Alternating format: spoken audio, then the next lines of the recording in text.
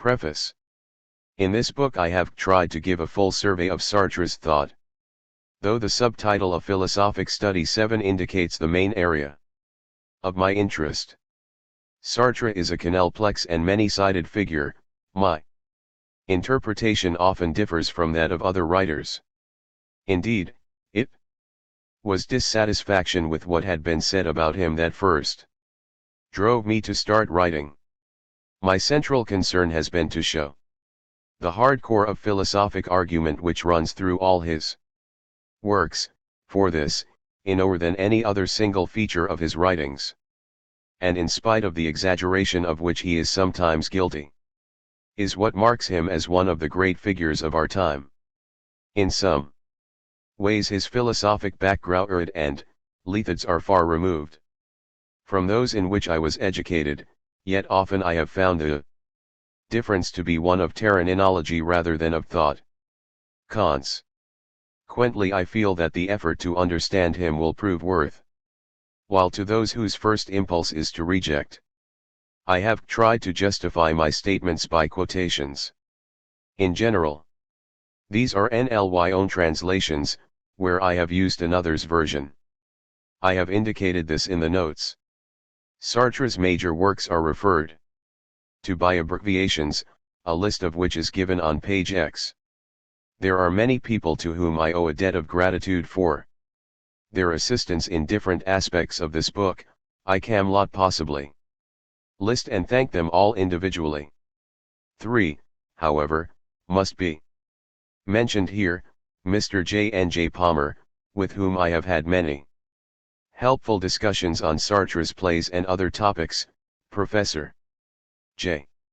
Cruikshank of the University of Sussex, who generously gave me both time and advice, and above all, Mr. David Cook of Makerere University College, Kampala, whose encouragement and help made this book possible. They, as well as my colleagues and students of the University of Southampton, are no doubt also grateful that the book has been completed. Southampton, England. College Park, Maryland. 1965. ARM. Abbreviations. The following abbreviations have been one used in the text for works by Sartre. Ader LH de Rezati. B. Badradelaire. CRD Critiqueur de l'Organisation Dialectique. N. L. Edry T. L. Kant. L. Onfrichen sur la peau one idaki. In L. Imagination. Ir L. Agitreerk. LMLPS Mos. LSL Exercice. MDA la mort dans one ami. Mi Marxisme et existentialisme. En la nausée. Chirurgiens strr la Christian Juve. S.1s.v Situations I, v. STG Saint Genet. Te la transrondant DC/&O. TMLPS Temps Théâtre. The novel as philosophy. To start a book which is primarily a philosophic study by talking about a novel is not gratuitous eccentricity.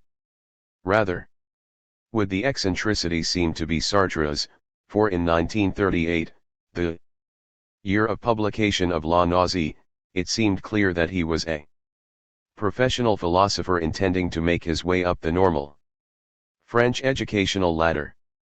To this end he had published 2 philosophical articles and a book, taught philosophy in various LYCPs, and spent a year in Germany studying Heidegger's Philosophie.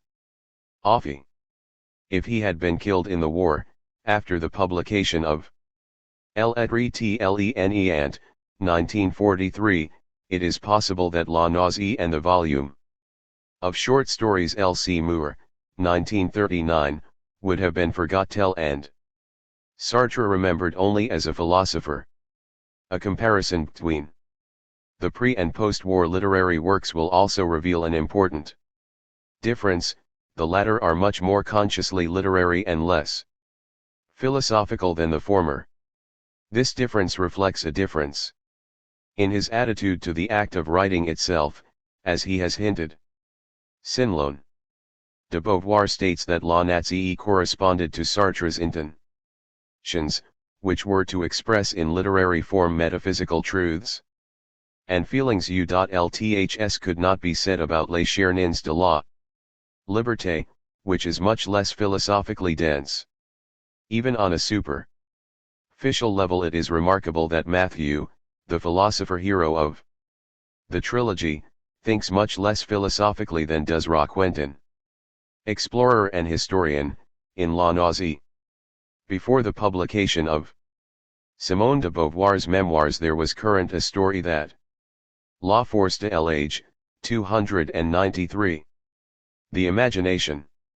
Sartre's analysis of the imagination is the best introduction to his philosophical work, firstly because the clarity and originality of his thought is so manifest in this field, and second because in the course of his study he clabrics some of the basic features of his philosophy.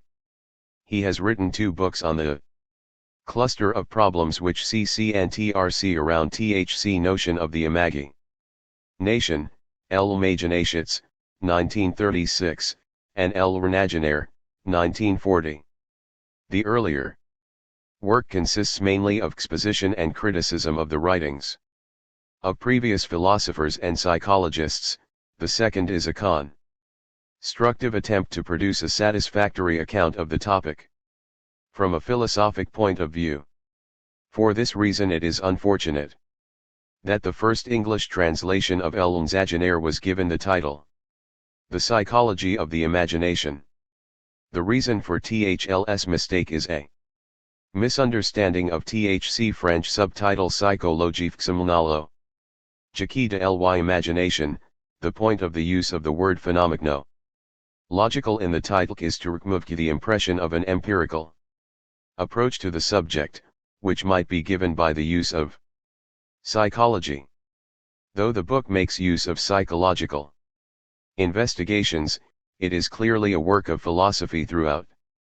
The conventional view of the imagination might be crudely represented in the following way: there arise in the mind mental pictures which are in many ways like actual perceptions of external objects. These pictures are of 2 sorts, those of the reproductive imagination, exact copies of things seen in the past, and those of the free imagination or fancy, conelbinations of fragments from the reproductive imagination into new shapes. A person who is good at the latter process has a good imagination, and is l'être introductory. And the appearance of the English translation of l'être jade, several reviewers pointed out that it is a work of philosophy of a type no longer to be found in this country. It is long, 722 closely printed pages. It is written in a style no longer familiar to English readers, owing much to that of Hegel and Heidegger. The English reader often wishes for the clarity of a Ryle or a Russell when struggling with the more obscure passages. But the main difference between it and contemporary English philosophy is that it deals with a wide range of problems, attempting to bring them into a single system which has ethical implications. In this sense it is a work of metaphysics. I have much sympathy with anyone who hesitates to embark on reading such a work. NLY own philosophic education and convictions made me doubtful of THC Valak of the effort required to come to grips with this book. But, if the initial reluctance is overconic, then much of interest and Valak will be found in Sartre's greatest work. By writing this book, I am obviously putting myself in the position where I must claim that objections like this above are yet really valid, though this can only be done in the last resort by the detailed examination which I undertake below. But before coming to grips with the philosophy, it is advisable to look at these 3 main objections in more general terms. It is clear that the book is too long by modern English standards. Sartre certainly is, and always has been, a fluent writer. The infant Sartre in Les Mots, filling notebooks with romances, is a prototype of the later Sartre pictured in Simone de Beauvoir's La Force Dr. Lige, sitting at a café table to write articles and novels. THC picture. And the introduction to L'être tle and Dant, Sartre has indicated the two realms of being. The next stage is to show what it means to say that there are two such realms, and how they are related. In an important sense, the whole of the rest of the book is an attempt to deal with this one great question by splitting it up into a variety of small questions. The basic perspective of the discussion is provided throughout by the distinction between the in itself and the for itself, and, conversely, the meaning of this distinction is revealed by the conclusions Sartre reaches. As in his discussion of the imagination, l'endmt, nothingness, is an important link or element. Sartre suggests that the first place in which to look for the connection between the in itself and the for itself is the imagination, just as Descartes did, n. 37. In chapter I1 I have tried to show that this use of nothing is not metaphysical age in a pejorative sense. Sartre himself obviously wished to guard against this charge in L'être tle niant, in particular by distinguishing his view from that of Heidegger. The latter appears to have reified nothing in the famous phrase das Nichts nicht, nothing nihilits. This appears to talk of nothing as if it were something that could act. In a passage clearly aimed at Heidegger, n. 58. Sartre says len pant nes incantis pot, le niant est niantist. The barbarous French can only be translated by barbarous English. I suggest nothing does not nihilate itself, nothing is nihilated. Nothing does not exist and hence cannot be talked of in active terms. Sartre tries to bring out his meaning by giving examples of human experiences which are of nothingness, which form the existence of other people. If Ram being for itself, Sartre turns to being for others, lr. pour autrui, by which he means to indicate the social facts of exist lce. The first section deals with the existence of other people. Herc, the very title, points to a different approach from that normal in contemporary English discussions of an analogous. For here the problems raised by solipsism are put in terms of the existence of other minds. It is assumed that for this purpose, at least, there is no necessity to doubt THC existence of other physical bodies.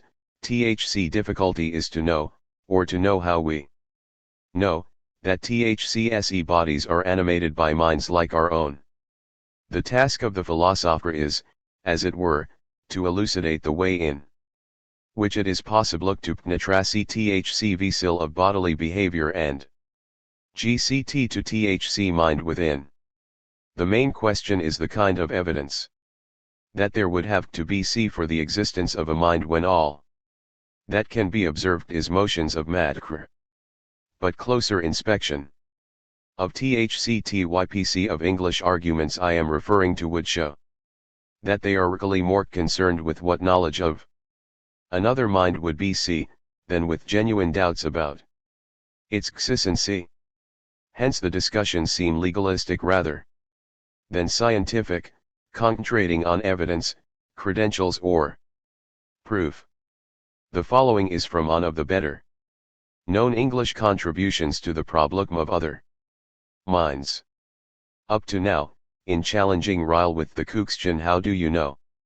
You are not taken to have queried my credentials as stated, though you have asked what they were, nor have you disputed my facts, though you have asked INE to detail them.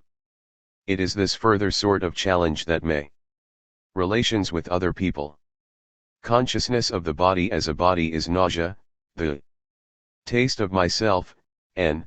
410, this is the way in which we can experience our bodies. At the same level we can experience ince another's body as flesh.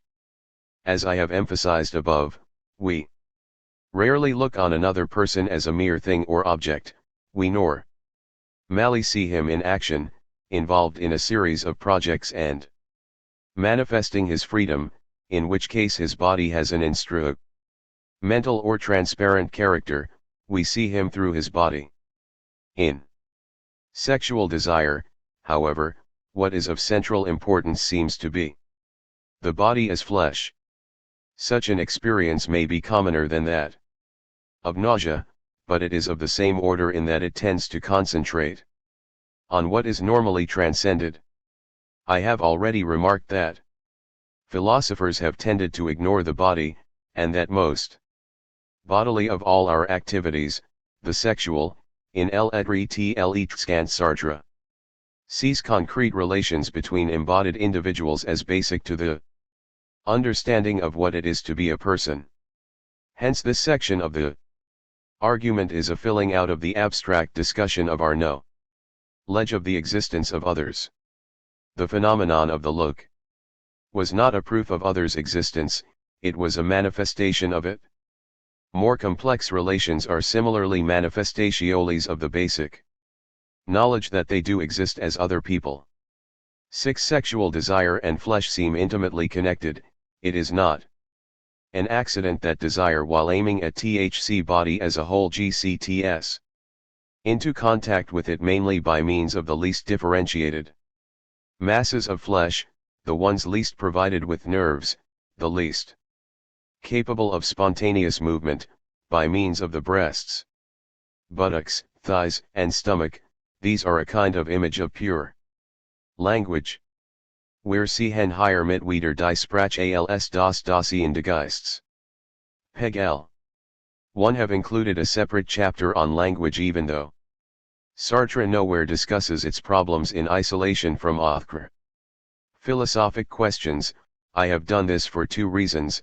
First, because I think he has some interesting things to say, and second, because there is a tendency to imagine that the existentialists are blind to the important linguistic issues so much discussed in this country at the present time.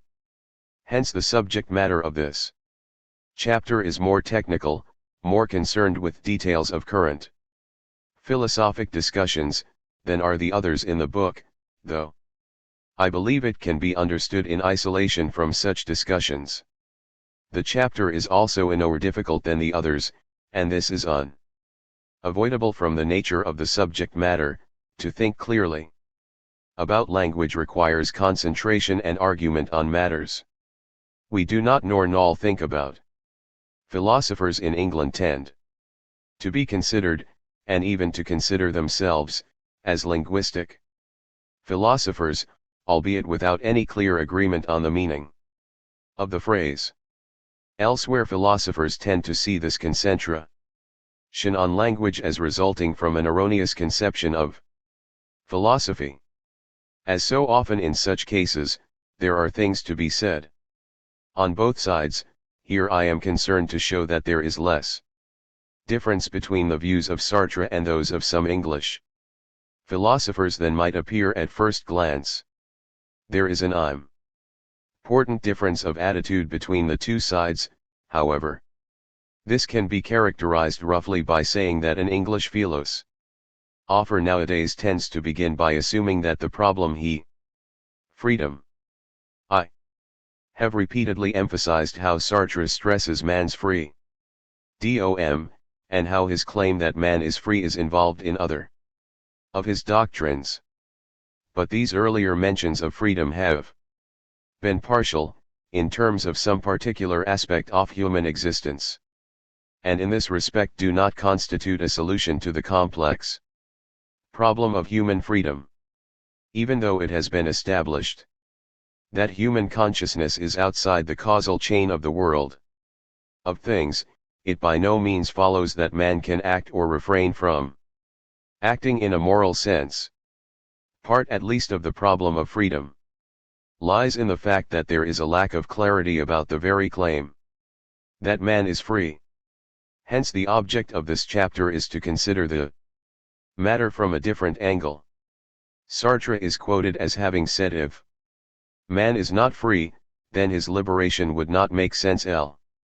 By this slightly paradoxical remark he means that only insofar as human beings are at a distance from the world is it possible to set out to liberate them from the chains that they have forged for themselves. If those chains occur part of the nature of the universe, if men were part of the causal network, then no such project would be meaningful. A comparison with Freud is here helpful. He, like Sartre, wishes to liberate mankind, though from a burden which is conceived in different terms. For Freud, the burden is that of the past, which weighs on all men, not only on the obviously neurotic. His efforts are directed to the uncovering and hence the sterilization of those traumatic experiences of our childhood and youth which, from their hiding place in the unconscious, return to plague us, and he see concluding pages of Lettre and are entitled Moral Perspectives, and the final sentence runs, all these questions, which refer to pure and not to accessory tc reflection, can only be answered on a moral plane. I shall devote a future work to them, n. 722. In fact, no work explicitly on morality has come from Sartre's pen, unless we take the unfortunate lecture of 1946 to be such. It was published under the title of L'existentialisme stl and humanisme. This appears to be one of the most widely read of Sartre's philosophical works, at least in this country, and consequently most discussions of his ethics take it as a starting point, if not as his last word on the subject. If a writer wishes to refer to existentialist morality, it is to the doctrine set forth there that he directs his attention. As a result, English philosophers have found little difficulty in rejecting Sartre's views and in doubting his philosophic ability. For, as he himself has admitted, the lecture was probably a mistake.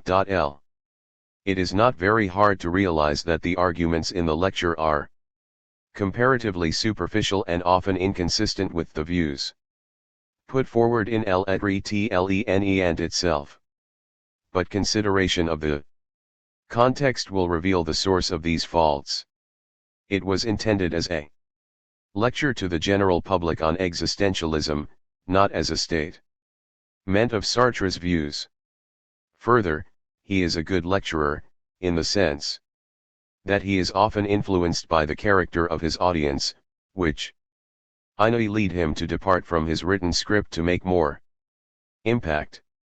At the time it was delivered, Sartre was at the peak of his general popularity, and the audience gathered had come to attend a Jensen, Le Problo to me moral etc. 46. Fashionable literary event rather than a serious philosophic lecture. One commentator has expressed the character of the audience in the following way: an indication of the level of understanding to which Sartre was addressing himself is the reported fact that the opening reference to existentialism as a humanism provoked fainting among the audience. Whatever provoked this reaction, I shall not, in what follows, rely on the lecture for material for this chapter. I have already pointed out that ethical concerns are never far from Sartre's mind, hence his failure to produce a book specifically on ethics must spring from causes other than a simple lack of interest. The purpose of this chapter and the next is to show both what Sartre has to say about the subject and to account for his not writing a book on it. One reason might be suggested, namely that he finds it impossible to write on the topic. After criticizing some ethical doctrines, he remarks, I do not present these contradictions to condemn Christian morality, I am too deeply convinced that morality as such is both impossible and necessary. 9. STG, 211. This is typical of many of his statements about ethics, as so often the Cartesian tenelpril guides him to adopt what might be called a tragic view of the situation, seeing it entirely in black and white instead of a series of grays. The reader of this chapter will often, I think, feel inclined to comment on the quotations that I give that things are not as bad as all that. Morality may be difficult, but there is a world of difference between admitting this and calling it impossible. Sartre exaggerates constantly, but I shall argue that he is not in the last resort a pessimist, though at times he may seem to be, and that he does not present a genuinely tragic view of life. He does offer a hope of rational moral activity, even though it be hard to attain, and of some sort of happiness for man. At all times he is far from the attitude of Camus, who regards the universe as absurd and the only possible human response to it a proud but doomed defiance. Sartre's Marxism is proof of his optimism, in spite of the degree to which it admits violence. I suspect that some English critics, living in an atmosphere of political compromise, have forgotten that political action may involve violence and death. It would be harder for a Frenchman who has lived through the period 1939 to the present day to do so. Much of what an Englishman might see as gratuitously tragic may only be a just appreciation of a situation where irreconcilable parties confront each other with no possibility of compromise. It is worth remembering that it is not long since the OAS made several attempts on Sartre's life. It has been said that real tragedy is impossible on a Christian view of life, and it seems to me that the same is true of a Marxist view. Part at least of Sartre's exaggeration is only apparent, and arises from his passionate concern with moral issues. It has been remarked that there are few opportunities for heroic virtue or heroic vice in the life of an Oxford Don. In those tranquil back waters it may be possible to regard morality as a matter of keeping dinner engagements or returning borrowed books. I have never seen a discussion in a philosophical journal of a moral problem of the type that many of our students now face. Should I sleep with this girl whom I have no intention of marrying? What Sartre has to say is relevant to issues like this, to a world where there is a possibility of total annihilation. This constitutes his strength and importance. This does not mean, as I hope to show, that he is woolly-minded on these topics. His thought is hard to follow, because the problems he is trying to deal with are difficult. The enlageur one is that of producing a moral system which does justice to the facts and does not fall into the traps which Sartre thinks all previous systems have failed to avoid. Before starting on a detailed analysis, it may be helpful to give a brief indication of the two poles between which Sartre's ethical thought seems to oscillate. First, there is Marxism. I shall be dealing with the strictly political aspects of this in a later chapter. Here I only want to point out that, like Marx himself, Sartre sees ethics and politics as closely linked. De Breuil, who represents him in de Beauvoir's novel Les Mandarines, says at one point, "In a curved space, it is impossible to draw a straight line. You cannot have introduced a separate section at this point because I want to discuss Sartre's ethics in a more radical way. So far I have endeavored to expound his view, and such criticisms as I mentioned I try to dispose of in his terms and by means of his own statements. But in spite of the rejection in the last chapter of the doctrine of l'existentialisme est humanisme, it may well seem that Sartre has not really progressed beyond the position he there put forward, of telling the puzzled questioner to choose, without giving him any concrete basis on which to do this. Part of the difficulty here is that we already recognize the situation in which the young man is placed as one needing a moral solution. And I think Sartre assumes that we will do this. In other words, he is presupposing quite a lot of ordinary moral notions. The problems that he regards as central are those which have always been thought of as such, and his demand for a radical solution of them does not imply, though he sometimes fails to make this clear, a rejection of the web of human loyalties and duties which are the foundation of any morality whatsoever. Undoubtedly, some of his critics, and even Sartre himself, have assumed that the object of his ethical discussion was to start with a clean slate, an ethical tabula rasa, and hence have supposed that the failure to produce a set of rules marks the failure of the whole enterprise. In so far as Sartre has thought this, he has fallen into one of the traps he criticizes other thinkers for falling into, that of regarding morality as a single set of rules. If instead he had remained clear that authenticity was something already considered of value in existing neurolytics, and that his use of the notion involved a paths to freedom, Sartre's novels.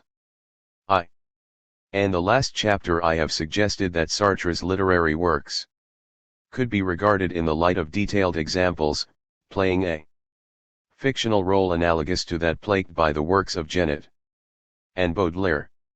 This is not to deny that they are works of art in their own right, and on that ground alone worth examination. No study of Sartre which ignored them would be complete. Here, I am mainly interested in seeing how they are related to Sartre's philosophy in a strict sense, but it should not be forgotten that they can be enjoyed by a wide public which knows little or nothing of Sartre's theoretical writings. If it is felt that I have failed to do justice to this fact, I must point out that it seems to me that their success has been due partly to the philosophic underpinnings which make then one what they are, as well as to Sartre's skill as a writer, here in more obvious than in his technically philosophical works. I suspect that Sartre's literary works have distorted his philosophy, rather than the other way about, as has been argued by some critics. For he does allow an independence to the novels and plays, so that there are dangers in picking out fragments to illustrate his views. Above all, his irony may be forgotten, particularly when it is taken in conjunction with an ilgartial presentation. The distortion of his philosophy springs from the concentration on extreme situations, the neglect of the everyday and humdrum moral relationships which are the web of ordinary life but which find little place in literature, or at least in his literature. Extreme situations are the stuff of art, they may really be the cause of wrong emphases and of ignoring of details in philosophy. The criticisms I have made of Sartre's ethical views have already suggested that Sartre's development can be viewed as starting from an individualist position and passing by stages into a collectivist one which emphasizes the social nature of and here I must stress it. Some of the failure of the later parts of Les Chemins de la Ibert is due to the attempt to concentrate on groups rather than individuals, and the major fault of Critique de la raison dialectique is that it moves at such a level of generality that the individual is lost sight of in the group, which becalls the fundamental structure, man almost an epiphen. Omenon. The difficulties which became evident in talking about his moral theory are connected with this change from individualism to a more political view. In one of his latest pronouncements, Sartre has said, "But I discovered suddenly that alienation, exploitation of man by man, undernourishment, relegated to the background metaphysical evil which is a luxury. Hunger is an evil, period. I believe, I desire, that social and economic ills may be remedied. With a little luck that epoch may arrive. I am on the side of those who think that things will go better when the world has changed. This passage might be linked with one from La Force des Choses. This year 1949. Sartre abandoned his morality, properly so called, because he became convinced that the moral attitude appeared when technical and social conditions made positive behavior impossible. Morality is a collection of idealist devices to enable one to endure what the shortage of resources and lack of techniques imposes on one. Dialectic. Critique de la raison dialectique is a non-lethal book. It contains 755 pages, slightly more than Lettre CTLC is alt. But it is printed in Sinulcre TYPC, so it is, in fact, about half as long again, with 390,000 against 250,000 words. To Don THC. Recadre further, he is told that it is only the first of 2 volumes. Apart from the sheer bulk, it is by no means easy to record. The writing is turgid with few of THC. Flashes of wit which enliven. Lettre et cant. The sentences are long and tortuous, the paragraphs rambluc, many running to 3 or 4 pages. The examples, so often a source of delight and illumination in regading Sartre, tend at their best to be detailed analyses of sections of French history, to be dubious at their worst. After the first 111 pages, previously published under the title Questions de Méthode, in 10 ps moderne, and under the title Existentialism et Marx Isma in a Polish journal, THC Recadre is liable to FCCL lost. And FCI. If he does manage to finish the book, grave doubts will arise in his mind as to the validity of the conclusions recashed. Those who do succeed in this Herculean task will feel inclined to echo THC. 6 words of one Viquer, THC. Time has come for us to say to Sartre that what we need from him are fewer theories and more plays. Although the section Questions de Méthode preacts THC body of THC work, Sartre complicates matters by stating in the preface that logically it should follow THC main portion, for the latter provides the foundation for its more general conclusions. This is particularly regrettable in that the argument of Questions DC that can be followed comparatively easily. It was, after all, a Mac-idle tire. Sartre as a social theorist, The Listener, March 22, 1962, 513. Action and Identity, Sartre's plays. Sartre's plays, though apparently diverse in content, possess a single theme, are centered round one basic problem. This problem arises from his philosophic concern and provides, if one is needed, a justification for the treatment of his drama in a philosophic study.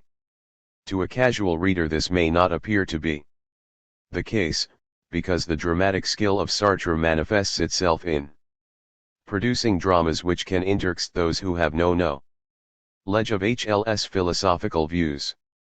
There is no reason to think that he has written plays in order to express his philosophy in another medium. Indeed, he has himself pointed out that writing for the theater alters his style.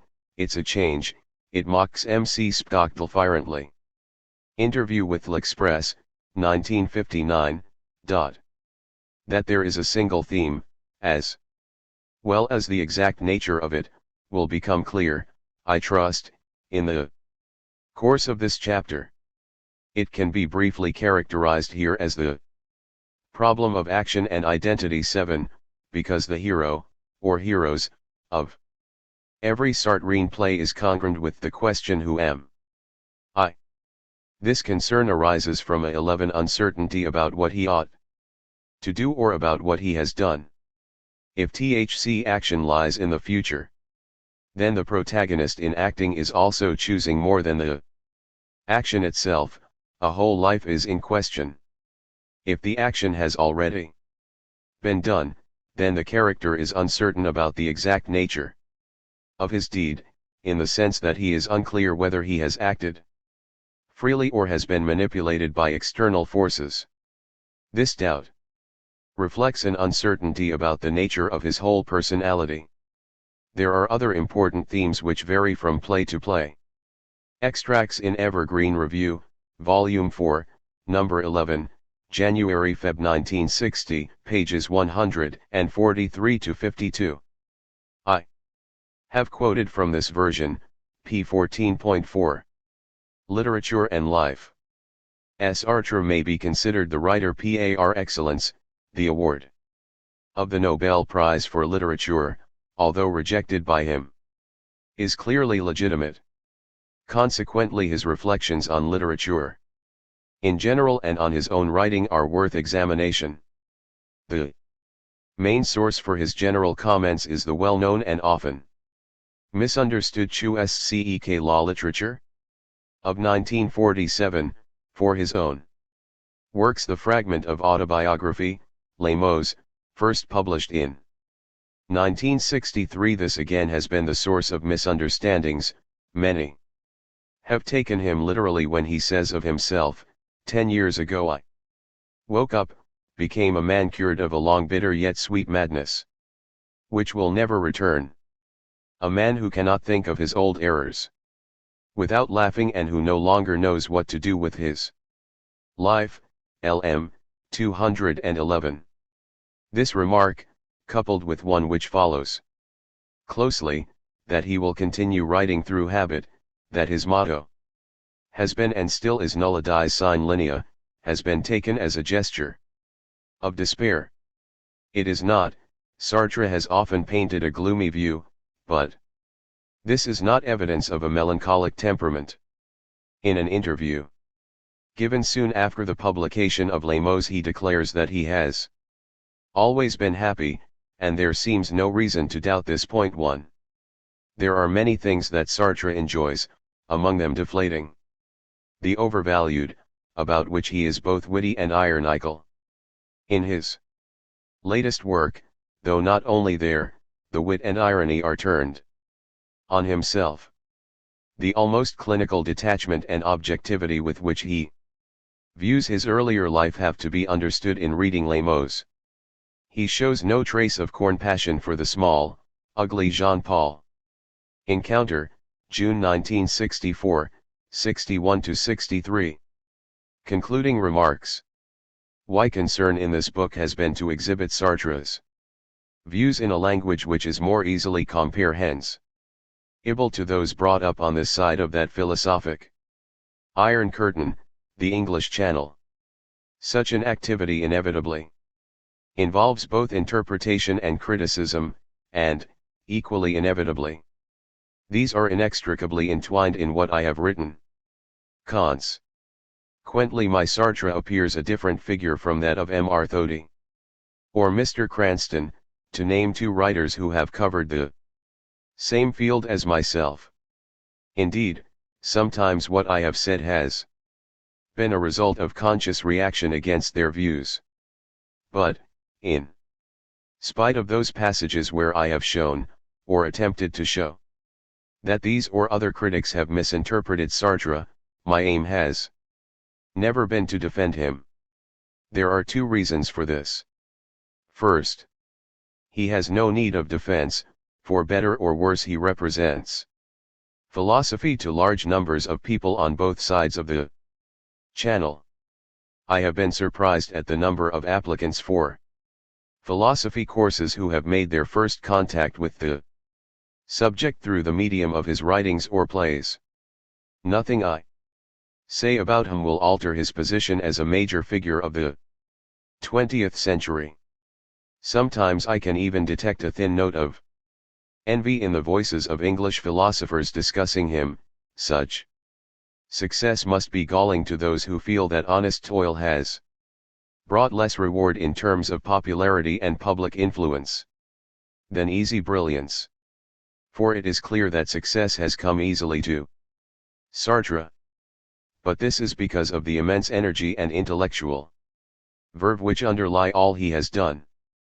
The sheer volume of his work is impressive, as a glance at the bibliography will show. In